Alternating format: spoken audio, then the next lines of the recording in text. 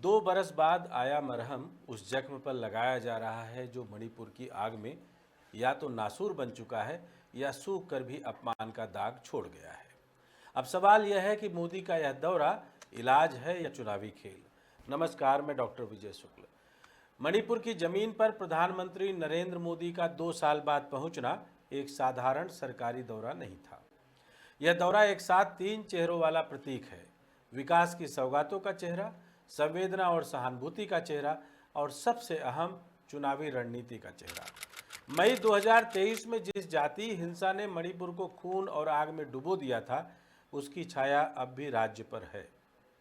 60,000 से ज़्यादा लोग बेघर हो गए, सैकड़ों जाने गई, महिलाओं पर बर्बर हिंसा की कहानियां अंतर्राष्ट्रीय मंचों तक पहुंची। लेकिन इस पूरे दौर में कोई चुप रहा तो वो थे प्रधानमंत्री मोदी। संसद में विपक्ष बार बार उनसे बयान की मांग करता रहा और उनकी चुप्पी पर सवाल उठाता रहा। राहुल गांधी राहत शिविरों तक पहुंचे और सीधे प्रधानमंत्री पर हमला बोलते रहे, लेकिन दिल्ली की चुप्पी तब भी नहीं टूटी। इस मौन की राजनीति ने मणिपुर को असहाय बना दिया और देश भर में यह सवाल गूंजने लगा कि आखिर प्रधानमंत्री चुप हैं क्यों।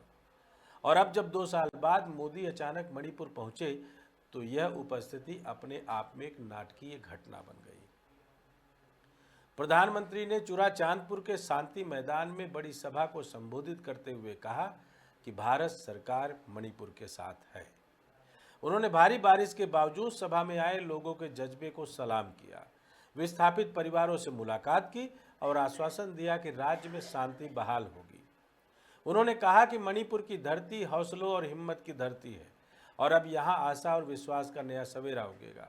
इसी मंच से उन्होंने 7,300 करोड़ से ज़्यादा की परियोजनाओं का शिलान्यास किया, या यूँ कहें मणिपुर पर 7300 करोड़ की मलहम लगाने की कोशिश की। इसमें सड़कें, railway line, medical college, super speciality अस्पताल, महिला छात्रावास, खेल परिसर और आईटी प्रोजेक्ट शामिल थे। यह सूची इतनी लंबी और चमकदार थी कि सुनने वालों को लगा मानो मणिपुर रातों रात विकास का चमकता केंद्र बन जाएगा। लेकिन असली सवाल यह है कि यह सब 2 साल देर से आया क्यों। मई 2023 में हिंसा भड़की थी। मैतेई और कुकी समाज के बीच टकराव ने पूरे राज्य को बर्बाद कर दिया था। गांव जल गए, मंदिर और चर्च टूटे, पुलिस तंत्र भी जातीय वफादारियों में बंट गया। सेना और अर्धसैनिक बलों को तैनात करना पड़ा। उस समय राज्य सरकार असहाय थी और केंद्र की चुप्पी ने स्थिति को और बिगाड़ा। राहत शिविरों में लोग महीनों तक बिना निजता, बिना रोजगार और बिना उम्मीद के रहे। महिलाओं ने अपमान सहा, बच्चों ने स्कूल छोड़े, किसानों की जमीनें बंजर हो गई। यही वह वक्त था जब प्रधानमंत्री से अपेक्षा थी कि वे तुरंत वहां पहुंचकर जनता को भरोसा दिलाएं, लेकिन उन्होंने चुप्पी साध ली थी। यही चुप्पी विपक्ष का सबसे बड़ा हथियार बनी। संसद में कांग्रेस, वामपंथी दल और क्षेत्रीय दल लगातार मणिपुर का मुद्दा उठाते रहे। राहुल गांधी ने राहत शिविरों का दौरा किया और कहा कि प्रधानमंत्री को भी यहां आना चाहिए। ममता बनर्जी ने इसे केंद्र की असंवेदनशीलता कहा। नीतीश कुमार और लालू प्रसाद यादव ने भी इसे बिहार में मंच से उठाया। उन्होंने कहा कि अगर मणिपुर की जनता को अकेला छोड़ दिया जा सकता है तो यह केंद्र सरकार की मानसिकता को उजागर करता है। यानी मणिपुर केवल एक राज्य का संकट नहीं रहा, यह राष्ट्रीय राजनीति में केंद्र की जवाबदेही का प्रतीक। और अब 2 साल बाद जब प्रधानमंत्री पहुंचे तो यह दौरा केवल मणिपुर के लिए नहीं बल्कि पूरे देश के लिए एक संदेश था। उन्होंने न केवल स्थानीय जनता को विकास और शांति का भरोसा दिया बल्कि विपक्ष का सबसे बड़ा हथियार मणिपुर रूपी सवाल भी उनसे छीन लिया। अब भाजपा यह कह सकती है कि प्रधानमंत्री खुद वहां गए, विस्थापितों से मिले और ऐतिहासिक योजनाओं का ऐलान किया। विपक्ष चाहे जितना आरोप लगाए, लेकिन जवाब तैयार है। यही वजह है कि इस दौरे को विपक्ष का मुंह बंद कराने की रणनीति कहा जा रहा है। प्रधानमंत्री की राजनीति में यह पैटर्न कोई नया नहीं है। उन्होंने हमेशा चुप्पी और उपस्थिति को रणनीतिक हथियार की तरह इस्तेमाल किया है। 2016 की नोटबंदी में उन्होंने अचानक रात को देश को चौंका दिया। पुलवामा हमले के बाद लंबे इंतजार के बाद ही बयान आया और फिर चुनावी रैलियों में वह मुद्दा पूरी तरह बदल गया। कोरोना महामारी में महीनों तक केंद्र की नीतियों पर सवाल उठते रहे, लेकिन जब उन्होंने स्क्रीन पर आकर जनता कर्फ्यू और दीप जलाने की अपील की तो पूरा विमर्श बदल गया। किसानों के आंदोलन के दौरान भी लंबे समय तक चुप्पी रही और फिर अचानक प्रधानमंत्री ने खुद आकर कृषि कानून वापस लेने की घोषणा कर दी। हर बार यह रणनीति रही, पहले मौन रहो, विपक्ष को बोलने दो और फिर अचानक आकर पूरी कहानी अपने पक्ष में मोड़ दो। मणिपुर का दौरा भी इसी पैटर्न का हिस्सा है। अब सवाल यह है कि मणिपुर का यह खेल बिहार, बंगाल और बाकी राज्यों में कैसे असर डालता है। दरअसल बिहार में भाजपा को नीतीश कुमार की चालों से लगातार चुनौती मिलती रही है। महागठबंधन सरकार टूटने और नई राजनीतिक उठापटक ने भाजपा को असहज किया है। नीतीश कुमार और लालू यादव बार बार मणिपुर का उदाहरण देकर कहते रहे कि भाजपा की केंद्र सरकार असंवेदनशील है। राहुल गांधी भी बिहार में सभाओं में यही मुद्दा उठाते रहे। अब भाजपा जब खुद नीतीश कुमार के साथ सत्ता में शामिल है और नीतीश कुमार न सिर्फ राज्य में उनके साथ है बल्कि केंद्र में भी उनके सहयोगी के रूप में है, तब यह पूरा का पूरा मणिपुर का जो माहौल है यह अब नीतीश कुमार के पुराने बातों को भी यहाँ चुप कराने के लिए काफ़ी था। अब भाजपा यह कह सकती है कि प्रधानमंत्री खुद मणिपुर गए और जनता को भरोसा दिलाया, यानी बिहार में विपक्ष की यह लाइन कमज़ोर पड़ जाएगी। कुल मिलाकर कांग्रेस और तेजस्वी यादव की पूरी अपनी जो रणनीति है अब एक प्रश्न से और उनके तर्कस के प्रश्नों वाले तर्कस के हिस्से से एक प्रश्न और निकल जाएगा।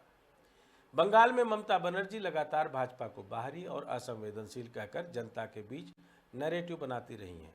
उन्होंने बार बार कहा कि मणिपुर की आग भाजपा की नीतियों का नतीजा है, लेकिन अब मणिपुर का दौरा करके मोदी ने यह अवसर उनसे छीन लिया है। वे बंगाल की सभाओं में कह सकते हैं कि जब मणिपुर जैसे छोटे राज्य में जाकर मैंने शांति और विकास का संदेश दिया तो बंगाल को भी उतनी ही प्राथमिकता मिलेगी। यह संदेश भाजपा के लिए बंगाल में नए सिरे से पांव जमाने का प्रयास हो सकता है। पूर्वोत्तर का राजनीतिक महत्व संख्यात्मक रूप से सीमित है, लेकिन प्रतीकात्मक रूप से बहुत बड़ा है। भाजपा हमेशा कहती रही है कि कांग्रेस ने पूर्वोत्तर की उपेक्षा की। अब अगर मणिपुर में योजनाएं लागू होती हैं और शांति लौटती है तो भाजपा कहेगी कि हमने वहां जाकर सब संभाला, जबकि कांग्रेस केवल बयान देती रही। यही संदेश बिहार, बंगाल, उड़ीसा और यहाँ तक कि दक्षिण भारत तक पहुँचाना ही भाजपा की असली रणनीति है। लेकिन इस रणनीति में खतरा भी है। अगर मणिपुर में शांति बहाल नहीं हुई, विस्थापित अपने घर नहीं लौटे और विकास परियोजनाएं केवल कागजों पर रह गई, तो यह दौरा भाजपा की नाकामी का प्रतीक बन जाएगा। विपक्ष फिर कहेगा कि प्रधानमंत्री केवल फोटो खिंचवाने गए थे, असल काम नहीं किया। मणिपुर के घाव इतने गहरे हैं कि उन्हें केवल घोषणाओं और भाषणों से नहीं भरा जा सकता। जनता को घर चाहिए, सुरक्षा चाहिए, न्याय चाहिए। अगर यह सब नहीं मिला तो यह दौरा उल्टा भाजपा के खिलाफ सबूत बन जाएगा। यही वजह है कि यह दौरा जितना राजनीतिक था उतना ही जोखिम भरा भी। मोदी ने मणिपुर में करोड़ों का मरहम लगाया, लेकिन यह मरहम तभी असर करेगा जब घाव भरेंगे। अगर घाव वैसे ही खुले रहे तो यह मरहम राजनीति का सबसे बड़ा हथियार विपक्ष के हाथ में चला जाएगा। मणिपुर का यह दौरा भारतीय राजनीति के लिए केस स्टडी है। यह दिखाता है कि किस तरह एक राज्य की त्रासदी राष्ट्रीय राजनीति का नैरेटिव बदल सकती है। यह भी दिखाता है कि कैसे चुप्पी और उपस्थिति का खेल खेलकर विपक्ष का सबसे बड़ा हथियार छीना जा सकता है। लेकिन यह भी उतना ही सच है कि जनता अब केवल घोषणाओं से संतुष्ट नहीं होती। बिहार, बंगाल और बाकी राज्यों के मतदाता भी अब यह देखेंगे कि मणिपुर में वास्तव में क्या बदला। अगर बदलाव दिखा तो भाजपा को फायदा होगा, अगर नहीं दिखा तो यह दौरा 2 साल देर से आया मरहम के तौर पर दर्ज होगा और विपक्ष इसे चुनावी हथियार बनाएगा। इसलिए कह सकते हैं कि मणिपुर से मोदी ने केवल शांति और विकास का संदेश नहीं दिया, बल्कि बिहार और बंगाल में विपक्ष का मुंह बंद करने का खेल भी खेला। यह खेल कितना सफल होगा इसका फैसला आने वाले चुनाव करेंगे। मणिपुर की कहानी आज सिर्फ एक राज्य की त्रासदी नहीं है, यह भारतीय राजनीति की परीक्षा पट्टिका बन चुकी है। 2 साल की चुप्पी, फिर अचानक दौरा और करोड़ों की घोषणाएं, यह सब मोदी की रणनीति का हिस्सा हो सकता है। लेकिन जनता का दर्द किसी राजनीति से बड़ा है। विस्थापित परिवारों के आंसू, राहत शिविरों की बदबू और जले हुए घरों की राख यह याद दिलाती है कि राजनीति चाहे जितना खेल खेले, इंसानी घाव समय और संवेदनशीलता से ही भरते हैं। अगर यह दौरा मणिपुर की तकदीर सचमुच बदल दे तो इतिहास मोदी को याद करेगा कि उन्होंने देर से ही सही लेकिन घाव भरे। और अगर यह सब केवल चुनावी मंचों की गूंज बनकर रह गया तो वही इतिहास उन्हें याद करेगा कि उन्होंने राजनीति का मरहम लगाया और दर्द को और गहरा कर दिया। अगर आपको लगता है कि प्रधानमंत्री मोदी ने आज वाकई 2 साल बाद मरहम लगाया और उनका राजनीतिक कोई मतलब नहीं है तो भी आप लिखिए। लेकिन अगर आपको लगता है कि आगामी मणिपुर के चुनाव, बंगाल के चुनाव और तुरंत होने वाले बिहार के चुनाव पर इसका कुछ राजनीतिक फायदा है तो भी लिखिए। जय हिंद, जय भारत।